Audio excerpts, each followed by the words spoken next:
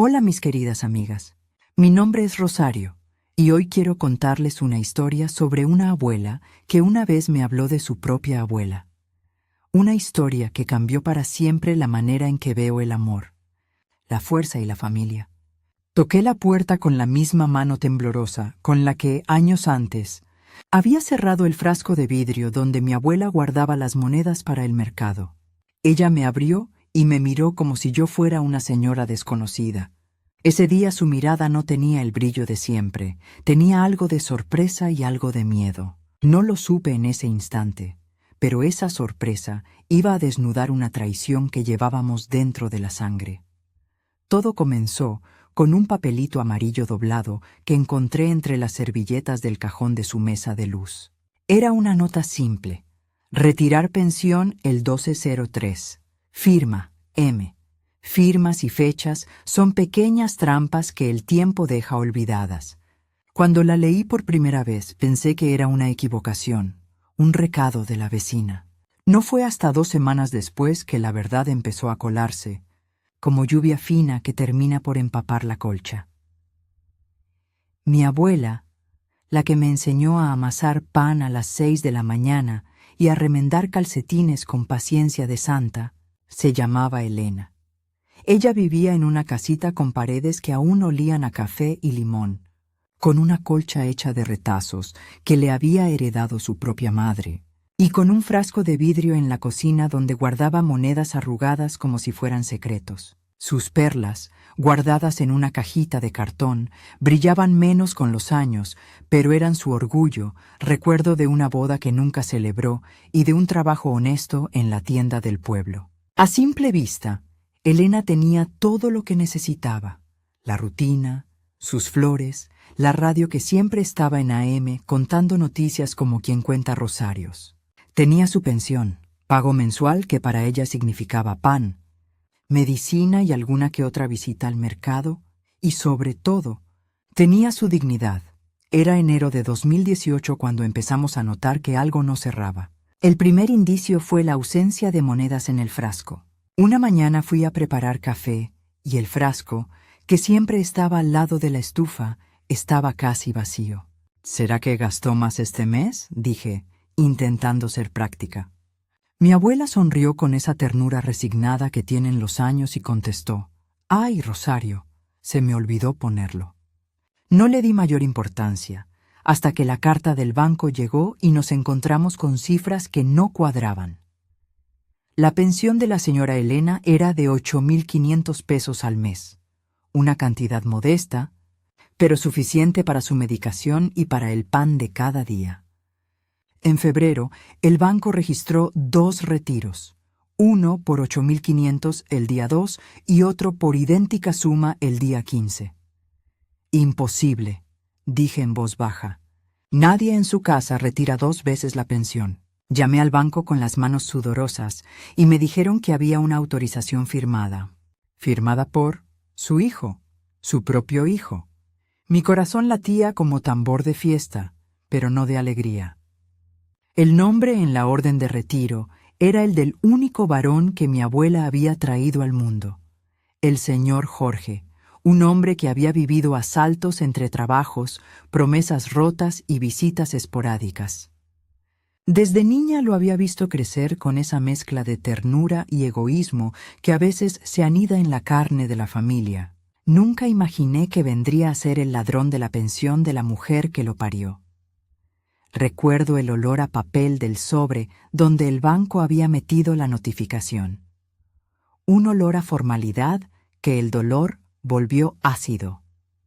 La firma decía J. Ramírez y, al lado, el sello de una oficina municipal donde supuestamente había gestionado un poder notarial. «Firma autorizada», dijeron en el banco.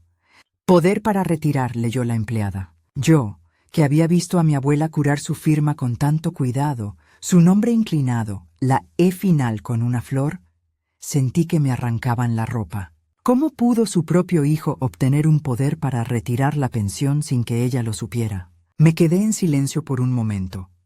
Elena no recordaba haber firmado nada. Su memoria, aunque frágil en otras cosas, Era de acero en lo que a su firma y sus papeles se refería. Si yo firmé, lo hubiera sabido, me dijo, apretando las perlas en su mano como si ellas fueran testigos de algo. Rosario, yo no salgo del barrio para esas cosas. Su voz sonaba pequeña, pero firme como una teja. Empecé a inspeccionar la casa con la delicadeza de quien busca un tesoro y teme encontrar una tumba. Abrí la gaveta donde guardaba las cartas antiguas. Allí estaban las envelopecitas amarillas, la postal de la primavera de 1965, la receta de las arepas que me enseñó. Entre ellas apareció un sobre blanco arrugado con la palabra poder. Dentro, la copia de un documento fechado el 10 de enero de 2018. Poder para recepción de pensión, y una firma que, a primera vista, se parecía a la de mi abuela. Pero las letras pequeñas suelen llevar trampas que no se ven hasta que alguien las señala con lupa. Llamé a la abogada del pueblo, una mujer de mirada clara, amiga de la familia, y la llevé a la casa. Ella miró el papel con calma y dejó escapar un suspiro que olía a presagio. «Esto está mal hecho», dijo la abogada, al tiempo que pasaba sus dedos sobre la firma. «No está fechado correctamente, la huella no coincide y hay un sello que parece impreso». Las palabras fueron cayendo como lluvia fría. «Necesitamos fotos del banco, comprobantes y hablar con el señor Jorge», añadió. La abogada me miró a los ojos. Si todo esto es lo que parece, su hijo podría estar cometiendo un delito. En los días que siguieron, la casa de mi abuela se volvió un mapa de pequeñas investigaciones. Fuimos al banco, pedimos estados, hablamos con vecinos. Revisamos las cámaras de la calle, esa calle polvorienta donde todos saben cuando una puerta se abre y qué bolsa trae la vecina. Un vecino, don Carlos, recordó haber visto a Jorge pasar por la puerta con una bolsa grande el día 2 de febrero. «Parecía que llevaba cosas», dijo. «No le presté atención. Pensé que era comprar para su casa. A veces el pueblo funciona como un gran ojo que mira sin entender y guarda secretos como olas». Cada descubrimiento era una piedra más en la mochila que me dolía llevar. Los recibos del banco mostraban retiros y una serie de transferencias a una cuenta a nombre de J. Ramírez. Sumé las cifras con las manos temblorosas. 8.500 por mes, multiplicado por 24 meses, porque esto no había sido cosa de 1 o 2 meses, empezaba desde enero de 2018. El total era una cifra que en mi cabeza sonó como un objeto pesado, 204.000 pesos. Para una anciana que vivía de recuerdos y medicinas, esa suma era un condominio de imposibles. Mi abuela, al enterarse de la suma, me miró con ojos húmedos y dijo: «Con ese dinero podría haber pagado la prótesis que me dijo el doctor, Rosario. Podría haber ido a ver al nieto que vive en la capital o haber arreglado el techo antes de la temporada de lluvias». Su voz se quebró. En la mesa, el frasco de vidrio con las monedas permanecía, humillado en su vacío. La abuela Elena no era una mujer que se rindiera con facilidad. Había enfrentado pestes de enfermedad, labranzas duras y hombres que prometieron y se fueron. Pero cuando la traición venía de la propia carne, como si el árbol se hubiera comido a su raíz, algo se rompía en el alma que no se recompone con facilidad. ¿Qué hace un hijo con la firma de su madre? Me preguntaba por las noches cuando la casa quedaba en silencio y la radio solo dejaba pasar canciones antiguas. Esas preguntas no tenían respuesta fácil. Decidimos entonces tomar un camino que ella nunca hubiera imaginado. Vamos a pedir explicaciones a Jorge. Teníamos el respaldo del banco y la copia del poder que parecía falsificado. Llamé a su celular y, al otro lado, el hombre que me atendió con voz áspera fue el mismo que había besado la mano de mi abuela en Navidades pasadas. Lo invité a tomar un café en la casa de mi abuela, con la excusa de hablar de memores y del frasco de vidrio que mi abuela guardaba para el mercado. Jorge llegó con su camisa arrugada y una sonrisa que olía a puntualidad fingida. «Hola, doña Elena», dijo, pero su mirada fue a la cajita de las perlas, no a sus ojos. «¿Cuánto tiempo?», ¿Ha ido al banco, hijo?, preguntó ella con la calma de quien no sabe que ya casi no le queda dinero. Jorge se sentó, cruzó las piernas y tuvo la osadía de pedir un vaso de agua. Su manera de moverse era la de quien no teme demasiadas consecuencias. Le puse delante la copia del documento. Le pregunté, con voz que intentaba no romperse, si él había tramitado un poder para retirar la pensión. Jorge se rió, una risa corta que intentó convertirse en broma. «Ay, mamá, esas cosas se arreglan en un santiamén», dijo. «La gente del banco siempre tiene papeleo, pero no te preocupes, ya lo arreglé». Sus palabras fueron una lluvia que no calmó nada, solo dejó más frío. Le pedí que me explicara cómo había sido, y él cambió la historia 3 veces en el tiempo que tardó en tomar un sorbo de agua. «Fui al banco porque te ayudé, mamá», dijo primero. Luego, «La firma la hiciste tú, pero te olvidaste. Finalmente, tal vez hay un error». La vergüenza, que a veces acompaña a la culpa, no apareció en su cara. En su lugar había la audacia de quien esperaba que el silencio lo salvaría. La abuela escuchaba con las manos sobre la colcha, apretando un retazo como si fuera la vida misma. Su perfume, una mezcla de talco y café, llenó la cocina. «Si tú lo hiciste, hijo, dímelo de frente», dijo ella con una fuerza que ninguno de los dos esperaba. Por un momento creí que él iba a quebrarse, pero Jorge solo bajó la vista, acomodó su gorra en la rodilla y murmuró algo que sonó vacío. «No se haga líos, mamá. Yo me encargué para que no tengas que ir al banco». Mi sangre se calentó y el aire de la cocina se volvió denso como azahar en verano. ¿Encargarse? Encargarse de robar la pensión de la madre a la que una vez le pediste permiso para salir. Las palabras golpeaban. Me levanté de la silla. La colcha crujió con mi movimiento. Fue entonces cuando mi abuela metió la mano en la cajita donde guardaba las perlas y casi como quien hace una ofrenda, dejó las perlas sobre la mesa ante Jorge. «Si te llevaste mi pensión», dijo, «devuélvela y toma mis perlas. Toma lo que quieras que te haya servido de ejemplo, pero mi pensión no era para gastar». Jorge miró las perlas y luego a su madre. Su rostro mostró un destello de algo parecido a remordimiento, pero duró menos de un parpadeo. Extendió la mano como pidiendo, no devolviendo. «Mamita, esas perlas, ya sabes, son para otra ocasión», dijo. En ese instante, dentro de mí, algo cambió. No era rabia ciega. Era una claridad que venía de las historias que mi abuela me contaba de su propia madre. Una mujer es la dueña de su dignidad, y quien la pisa algún día responderá. Ella las decía como quien pronuncia una sentencia que el viento guarda. Mi abuela se quedó mirando a su hijo con una calma que era rugido contenido. Sus manos, arrugadas como la corteza de un árbol viejo, no temblaron. Sabía que solo el papel y la ley podían hacerle justicia cuando la traición venía envuelta en familia. «Vamos a hablar con la abogada», dijo. La promesa de hablar con una abogada flota en el aire como promesa de tormenta. Elena me miró y dijo algo que todavía me retumba. «No por venganza, Rosario. Por ejemplo, para que sepan que no se juega con las manos de una madre. Y si mi propio hijo era capaz de las cosas que le imputábamos». La abogada dijo que no era momento de lágrimas, sino de papeles. Se sentó en la cocina con la carpeta en las rodillas y su voz sonó como una campana clara. «Rosario, tenemos que armar el expediente. Vamos a presentar una denuncia por hurto agravado y falsificación de documento». La palabra falsificación rebotó en las paredes como una piedra en un estanque. Se expandió y dejó círculos de incredulidad. Mi abuela, Elena, apretó las perlas en la mano como si fuera un rosario y asintió, como quien firma un pacto con el tiempo.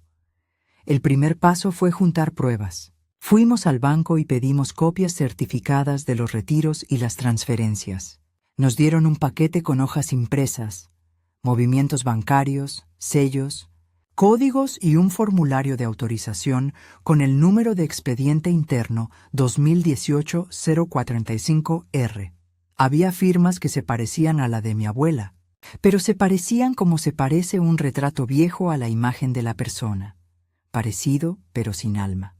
La abogada consiguió además las grabaciones de la cámara del banco del día 2 de febrero de 2018, y aquello cambió el rumbo de la historia. Ver la grabación fue como mirar una fotografía de un crimen en cámara lenta. La cámara mostraba la vereda, la puerta girando, la fila de gente con sus documentos. A las 09:12 entró un hombre con la chaqueta desabotonada. Era Jorge. Él se acercó al mostrador, habló con la cajera y en un movimiento que a cualquiera le parecería trivial, pasó un sobre.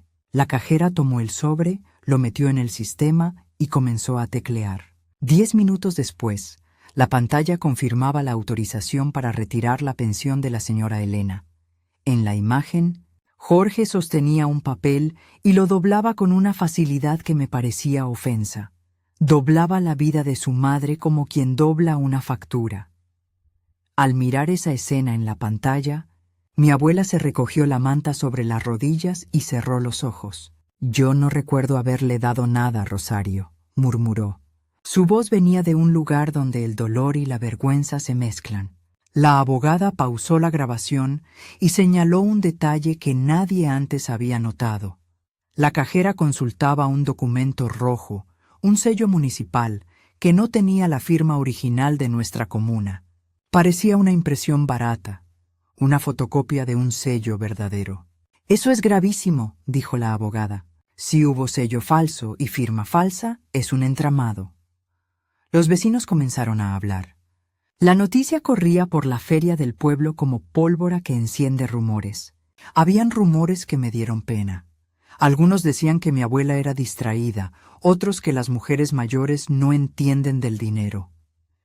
Pero hubo también quienes nos apoyaron con pruebas. La señorita Marta del kiosco recordó haber visto a Jorge pagar con un billete que luego apareció en la cuenta donde transfería la pensión. Y el carnicero, don Héctor, dijo que Jorge había cambiado su camioneta por efectivo semanas antes.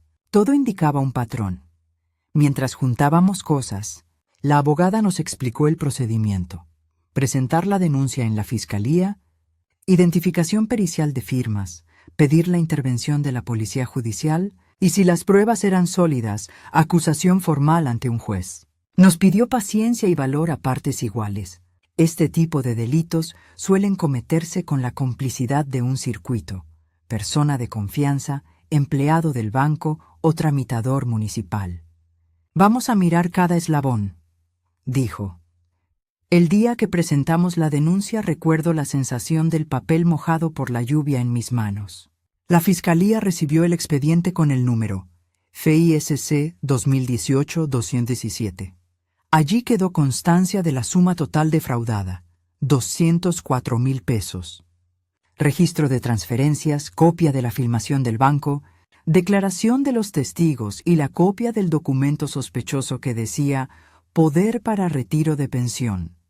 Fecha: 10/01/2018. Firma: E. Ramírez. La abogada pidió además un peritaje caligráfico. Sabíamos que, si no podíamos demostrar la falsedad de la firma, las palabras quedarían en el aire. Fue la pericia caligráfica lo que encendió la segunda luz. El perito, un hombre entrado en años, llamado don Anselmo, que tenía la mirada de quien mira letras como si fueran árboles, comparó la firma del supuesto poder con cartas escritas por mi abuela de años anteriores. Una carta de Navidad de 2005, la receta de las arepas de 1972 escrita en tinta azul, la boleta de un mercado de 1999 con su firma en la esquina. El perito habló con voz segura. No hay coincidencia. La presión de la pluma, la inclinación y los remates no coinciden. La firma del poder presenta trazos mecanizados, como si alguien la hubiera imitado. Además encontramos signos de un trazo detenido que indica que la firma fue encima de un texto ya impreso. Es decir, podría tratarse de una impresión y reescritura. Escuchar que alguien insinuara que la firma era falsa fue como escuchar un relámpago en el cielo claro. Mi abuela se levantó de la silla y fue a la ventana. «Si me defendí con la vida», dijo en voz baja. No dejaré que me quiten la memoria también. Esa noche dormí poco. Me desperté con la imagen del frasco vacío, con las manos de mi abuela marcadas por años de trabajo y con el rostro tranquilo de la anciana que decide no dejar pasar la afrenta. Con las pruebas en la mano, la fiscalía citó a Jorge a declarar. Yo fui con mi abuela y con la abogada. Fue la primera vez que vi a Jorge frente a la ley, flaco, con la chaqueta que ya conocía, pero con una piel más pálida como si la mentira le hubiera robado el bronce. Entramos al juzgado municipal en la mañana del 14 de mayo de 2019. El pasillo olía a sillas nuevas y a café. En la sala, la luz entraba por las ventanas y formaba rectángulos sobre la madera del estrado. Señor Jorge, ¿reconoce usted haber gestionado un poder para retirar la pensión de la señora Elena? Preguntó la fiscal con esa voz que conoce más de leyes que de misericordia. Jorge desvió la mirada y su respuesta fue una marea. No recuerdo, dijo al principio. Luego, frente a la prueba de la filmación y el peritaje, su historia se fue desgranando en excusas. Me encargué porque ella estaba enferma. Lo hice para que no tuviera que venir al banco. Fue un favor, yo siempre la ayudé. La fiscalía no buscaba misericordia, buscaba responsabilidad. ¿Por qué transfería la pensión a su cuenta? ¿Qué hizo con el dinero?, le preguntaron. Él intentó explicar que había utilizado el dinero para saldar antiguas deudas y cubrir medicinas de la familia. Pero había problemas en su relato. Fechas que no coincidían, facturas que no se presentaban y una serie de compras que no iban con la supuesta necesidad.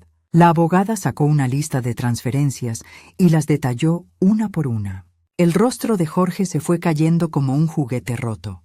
En un momento, cuando la acusación habló de 204,000 pesos, él bajó la cabeza y dijo con voz pequeña: necesitaba el dinero. Afuera del juzgado, la gente del pueblo comentaba. Algunos lo miraban con esa mezcla de desdén y sorpresa que solo da la traición familiar. Otros, en cambio, mostraban una tristeza silenciosa porque sabían que aquello, aunque era un caso legal, era también la historia de una herida abierta en un seno de la familia. Mi abuela se quedó callada. Su mano sostuvo la mía, y por su agarre supe que no buscaba venganza, sino justicia. Las audiencias duraron semanas.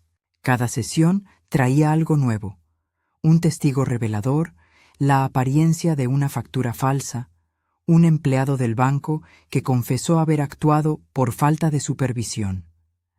La abogada presentó un mapa de movimientos y cada línea era una cicatriz. La fiscalía pidió que se bloqueara la cuenta receptora para evitar más pérdidas. En una de las audiencias, la sorpresa fue mayúscula. Apareció un funcionario municipal, un señor Gutiérrez, que admitió haber estampado un sello y firmado algunos papeles a petición de terceros, sin verificar identidad. Lo hice por prisa, dijo.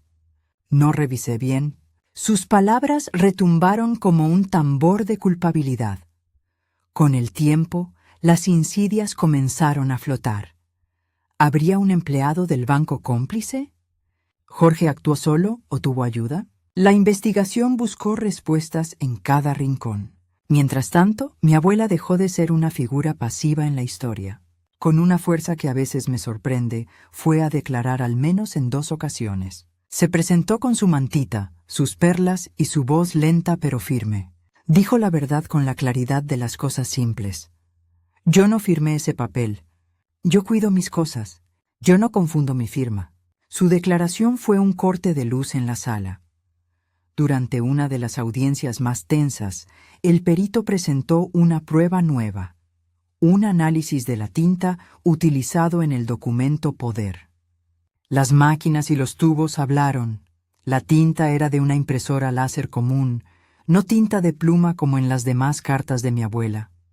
La pericia concluyó que la firma había sido impresa y luego sobreimpresa con tinta para aparentar retraso. Aquello fue un golpe definitivo. Jorge titubeó y comenzó a sudar.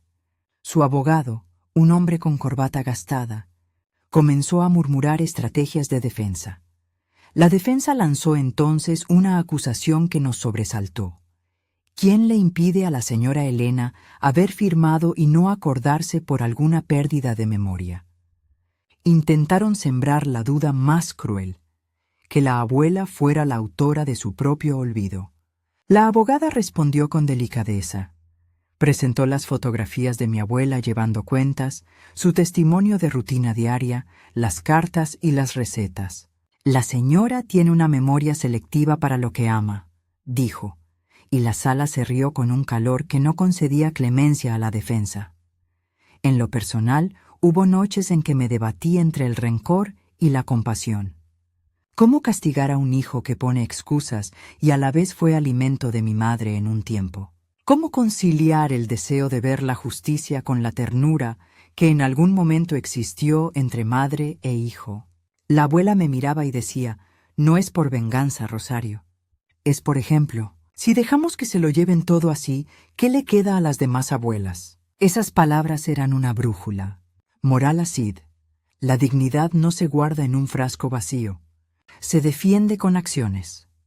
La investigación cobró un giro inesperado cuando, en una carpeta del cajón de Jorge, encontrada por la policía tras un allanamiento ordenado por la Fiscalía, se hallaron sobres con copias de otros poderes, aparentemente gestionados para otros ancianos del pueblo. Algunos no habían llegado a ser ejecutados, otros sí. Dentro de esos sobres había números de teléfono de tramitadores, recibos y, lo más terrible, una lista con nombres y fechas. La Fiscalía habló de una red informal de gestores que cobraban por hacer trámites y que no siempre tenían buenas intenciones. La policía empezó a llamar a testigos y a mayores golpeados por esa red. Vecinas que antes comentaban en voz baja comenzaron a declarar con voz firme. Esa noche, cuando le conté a mi abuela sobre los sobres de Jorge, ella se puso pálida y dijo, siempre nos enseñaron a desconfiar de la prisa. Su mano volvió a las perlas. Aquellas cuentas que parecían pequeñas eran en realidad anclas. Moral Acid. El tiempo enseña lo que el orgullo olvida. Llegando al clímax, la Fiscalía solicitó una audiencia oral y pública donde se expondrían todas las pruebas ante un juez. La fecha fue el 21 de agosto de 2020, una mañana de cielo claro. La comunidad acudió con curiosidad y algunos con dolor. En la sala se sentía el murmullo del destino. La abuela entró con su colcha doblada sobre el brazo, no como quien lleva una manta, sino como quien lleva la historia que la sostiene. Sus perlas estaban en su cuello, brillaban con la luz del lugar. La audiencia comenzó con los alegatos de la defensa, los cuales intentaron presentar a Jorge como cuidador legítimo. La Fiscalía, paciente y fría, desplegó las filmaciones, los peritajes caligráficos y los documentos impresos. Uno por uno, los testigos relataron sus observaciones. El carnicero habló. La cajera del banco testificó, visiblemente nerviosa. El municipal confesó. El perito repitió su informe técnico, aclarando cómo se había detectado una sobreimpresión en la firma. La prueba fue contundente.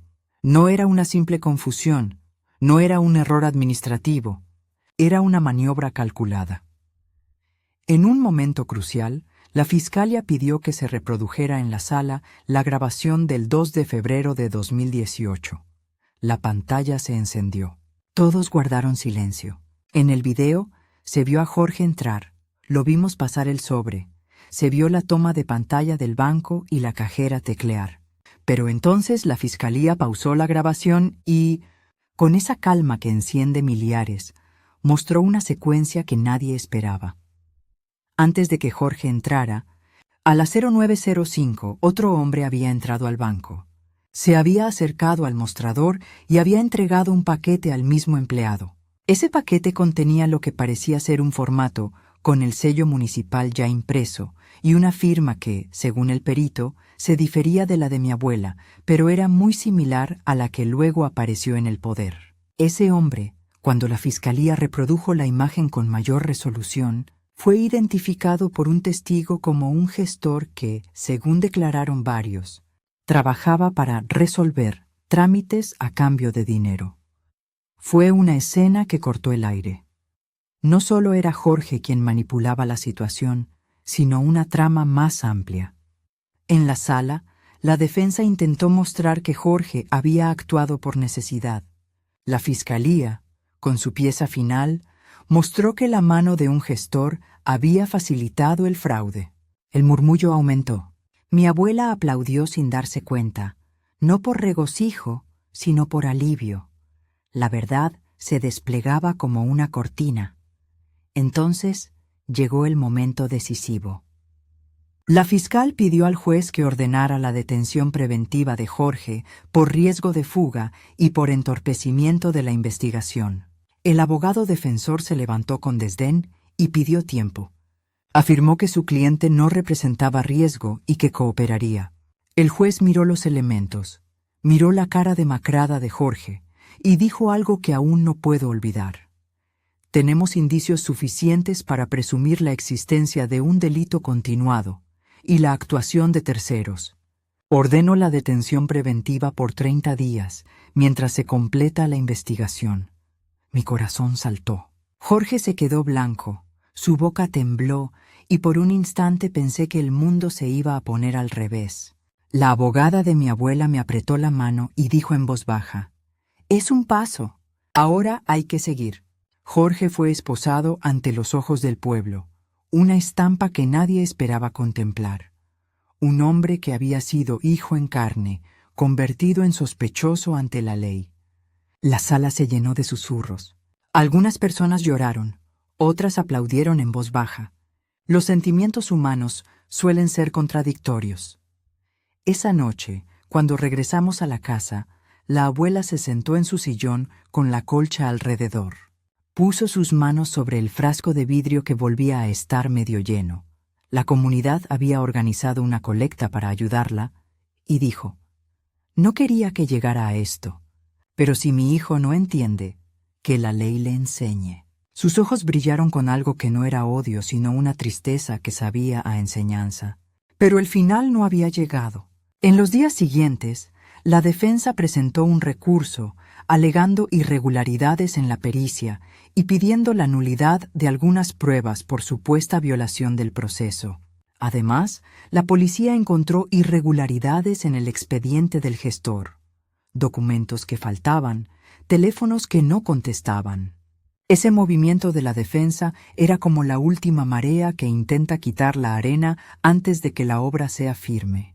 Nosotros continuamos recogiendo pruebas. La fiscalía pidió rastrear transferencias hacia una cuenta en el extranjero y solicitó cooperación internacional.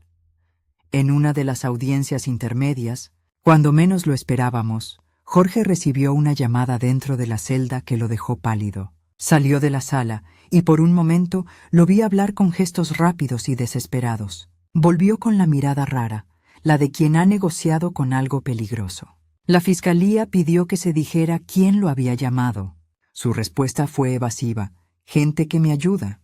Nadie supo si era un intento por intimidar, por negociar o por buscar complicidad fuera. Pero hubo quienes aseguraron haber visto a un hombre con gorra hablando con un tercero cerca del juzgado. La sensación de que no todo estaba cerrado volvió a colarse. Mi abuela, que había esperado la justicia con paciencia de costurera, dijo una frase que me quedó: «Lo que comienza con una mentira, termina en más mentiras». Esa noche me dormí con la radio prendida y soñé con perlas rodando por un piso de madera. Moral Cid: la verdad es una colcha que se descompone con el uso, pero si la coses con paciencia, siempre vuelve a abrigar. Llegamos así al final de la audiencia pública, donde se leerían los cargos formales y donde quizá la balanza terminaría de inclinarse. La sala estaba plena, y el silencio era como una cuerda tensa. Todos esperábamos que el juez dictara un auto de apertura a juicio o diera paso a una medida que definiera el rumbo final. La fiscalía tenía todo: filmación, pericia, testigos, indicios de una red. La defensa arguía la presunción de inocencia y pedía prudencia.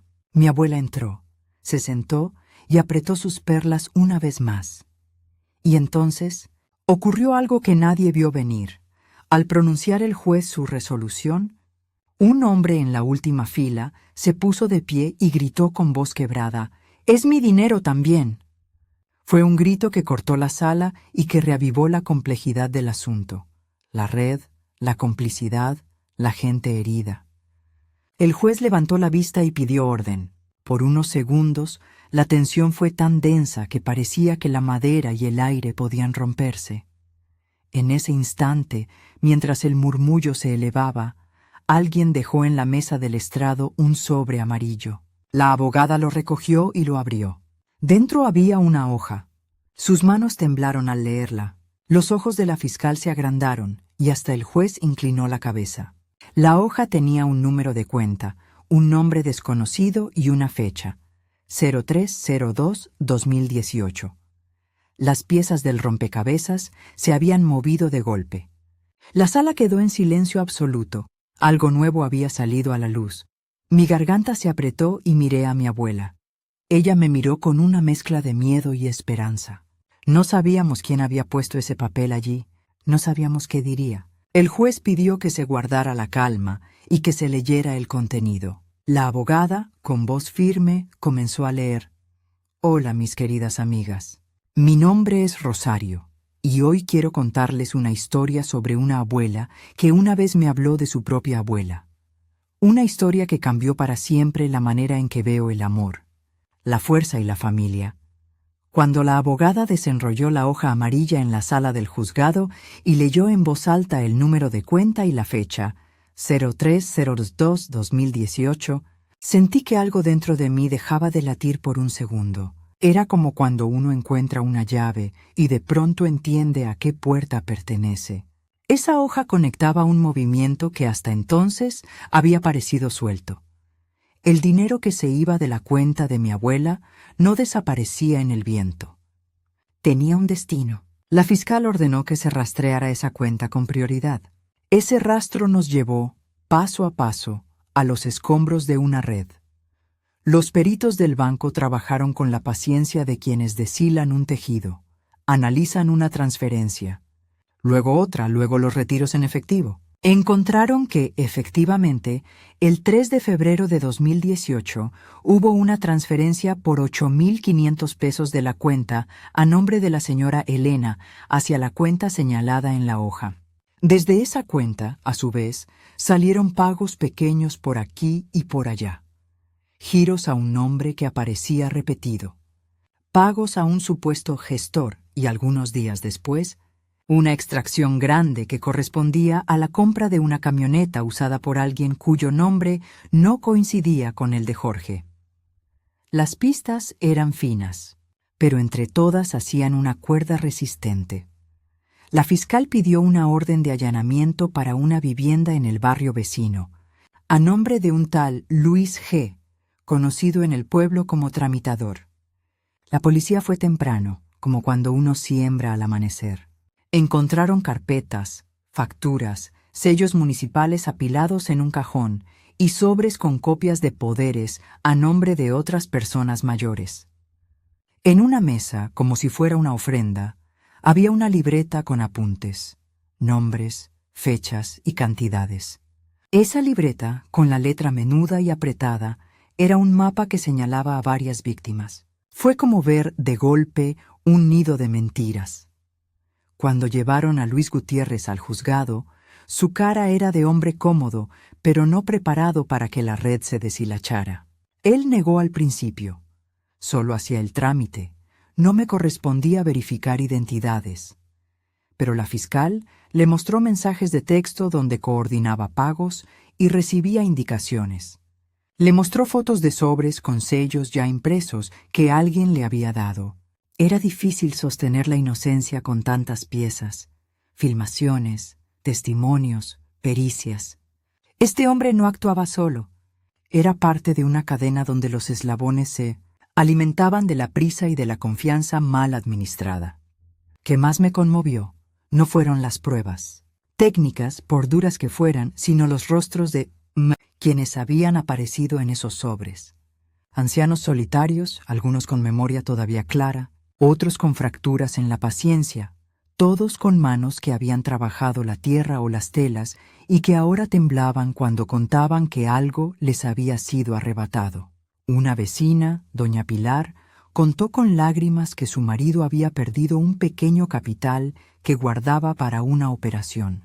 Otro señor mayor habló de cómo ya no tenía con qué pagar la caja de medicamentos. Esas historias fueron las que amenazaron con romperme de verdad. Mi abuela, Elena, siguió yendo al juzgado. Entraba despacio, con su colcha sobre los hombros como quien lleva su casa a cuestas, y se sentaba en la primera fila. Hubo una audiencia en la que pidió hablar y, de pie frente al juez, miró a su hijo con esa mezcla de amor antiguo y severidad de maestra. Nadie esperaba que fuera a hablar tan claro. «Lo hice con él porque fue mi hijo», dijo en voz baja que de pronto se hizo fuerte.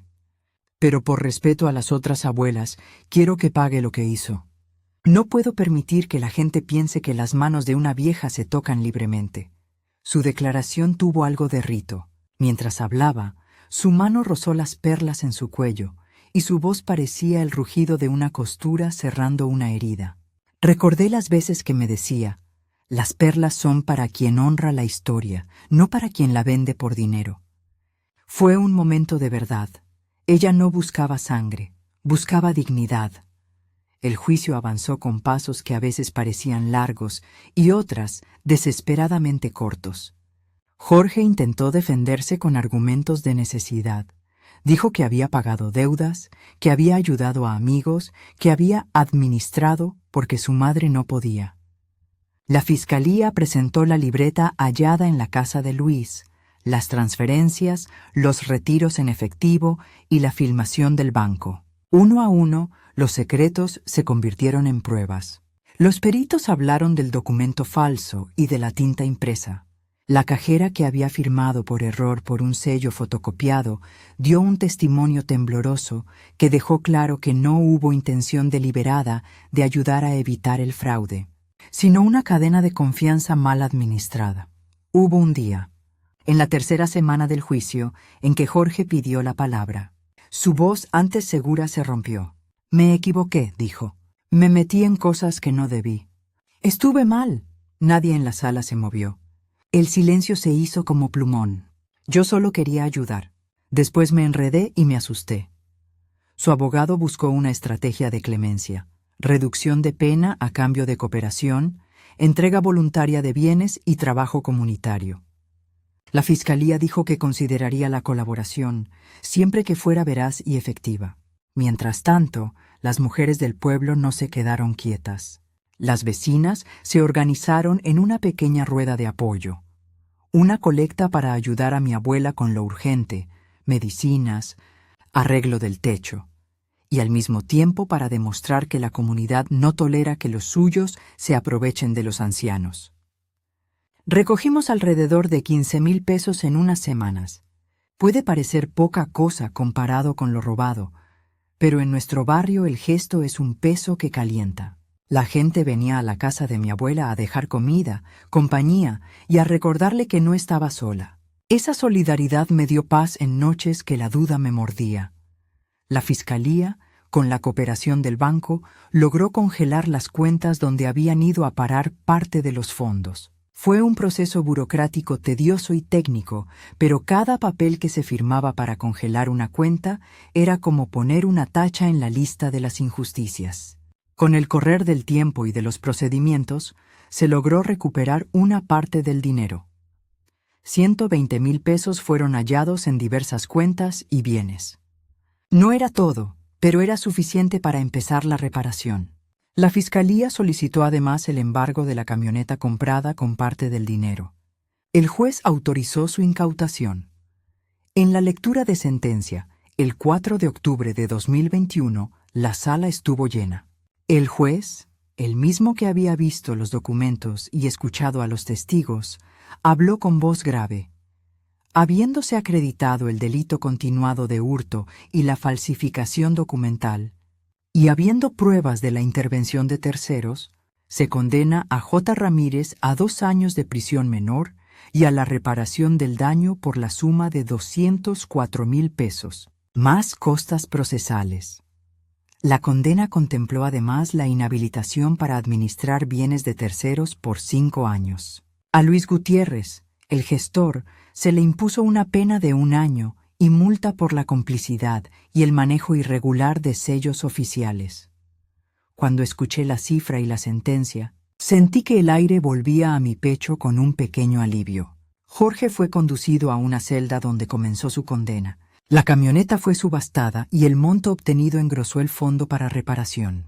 La fiscalía consiguió, paso a paso, que el dinero llegara de vuelta a las víctimas. No todo fue perfecto. Los trámites tardaron, algunos cheques demoraron, y la parte internacional que se había sospechado resultó ser un intento fallido de esconder fondos que se quedó en transferencias locales. Aún así, la mayor parte de lo que se pudo recuperar retornó a sus legítimos dueños. Mi abuela no gritó de alegría. Su rostro se suavizó con la satisfacción de quien ve que una balanza, por fin, no está tan inclinada. Ella pidió al juez que, además de la reparación económica, se exigiera a Jorge realizar trabajo comunitario en el hogar de ancianos local. «Que vaya a dar la cara», dijo ella con voz que no perdonaba la indiferencia. Era una petición de ejemplo. La ley debía sanar no solo el bolsillo, sino también la responsabilidad social. El día que se organizó la entrega formal del dinero recuperado, el pueblo entero se reunió en la plaza. Trajeron flores, frutas y un kiosco con café. El monto entregado a mi abuela, por rígida que fuera la cifra, tenía algo más que billetes. Llevaba la certeza de que había habido quienes no miraron para otro lado. Ella recibió el cheque con manos firmes, lo acercó a su pecho y dijo en voz alta: «No quiero que me compensen con lástima. Quiero que esto sirva para que ninguna otra abuela pase por lo mismo». Con parte del monto arregló el techo, compró la prótesis que le había recomendado el doctor y apartó un pequeño fondo para emergencias. Con otra parte, organizó una charola de consejos para las vecinas. No firmen apresuradas. Pidan siempre 2 testigos. No dejen la llave de la casa a cualquiera. Las perlas que tenía en la cajita nunca salieron de su puesto. Las miró y decidió que las guardaría como un recordatorio, no como moneda. En cuanto a Jorge, en el tiempo que pasó en la prisión, tuvo que enfrentar la realidad de su elección. Hubo días en que, en la visita, le pregunté si arrepentirse era un acto que se hace con palabras o con hechos. Él contestó con voz rota: «Con los dos, tía». Trabajó en el taller del penal y poco a poco ofreció colaboración para explicar la red. En una audiencia posterior, su cooperación permitió la detención de un par de tramitadores que por años habían vivido de la prisa y de la confianza. No fue una absolución moral. Nadie le devolvió la confianza a su madre por completo. Pero hubo un proceso de reconocimiento y con él una posibilidad mínima de reparación más allá del dinero. Jorge comenzó a asistir a talleres de responsabilidad y a leer, con torpeza, las cartas que la abuela había guardado por años. Para nosotras, las que escuchábamos la historia, la justicia no fue un castigo que se celebró. Fue una lección dura que buscó reparar y enseñar. En la plaza, después de la entrega, se organizó una charla para mayores. Cómo proteger sus documentos, cómo reconocer sellos y firmas, qué hacer si creen que alguien ha falsificado algo. Fue una manera de transformar el dolor en prevención. Moral Acid: la justicia no solo es la cárcel o el dinero devuelto, es el conocimiento que evita que la herida se vuelva a abrir. Mi abuela, con su voz de siempre, repetía lo que su propia madre le dijo una vez: «La dignidad se cose con trabajo y se protege con cuidado». Y añadió algo que me quedó pegado a la piel: «Perdono, pero no olvido. Al perdonar, libero mis manos para hacer cosas mejores». Ella eligió, en su alma, guardar cierta ternura para su hijo, pero no lo dejó sin consecuencias. Eso para mí fue la justicia más clara, no la vindicta, sino la enseñanza que queda para quienes se quedan. Con el tiempo, la casa volvió a su ritmo, la radio en la mañana. El frasco de vidrio ya no completamente lleno, pero sí con un cuidado nuevo, la colcha que seguía reparándose con hilos que traían historias. La comunidad siguió mirándose con más atención. La costumbre de firmar con 2 testigos se volvió habitual. Los jóvenes del barrio organizaron un pequeño equipo de voluntarios para ayudar a los ancianos a llevar al banco sus documentos cuando fuese necesario, acompañarlos y verificar las firmas. Fue un gesto de reparación civil que me hizo creer otra vez en el calor del pueblo. Hubo un día, meses después de la sentencia, en que mi abuela me llamó al patio y con su mano temblorosa sacó la cajita de perlas. Me la puso en la palma y me dijo: «Rosario, algún día querré que las lleves tú, no para que las vendas, sino para que recuerdes que una mujer merece respeto». Acepté la responsabilidad con lágrimas que no rompían. Ella me miró y añadió: «Y cuida los papeles, mija. El papel es la memoria que el tiempo no debe robar». Al final, la historia no quedó solo en una sentencia. Quedó en nuestras conversaciones, en la radio local que hizo un programa sobre cómo proteger a los mayores, en la pequeña libreta que alguien dejó en la biblioteca del pueblo con los nombres de abogados útiles y teléfonos de ayuda.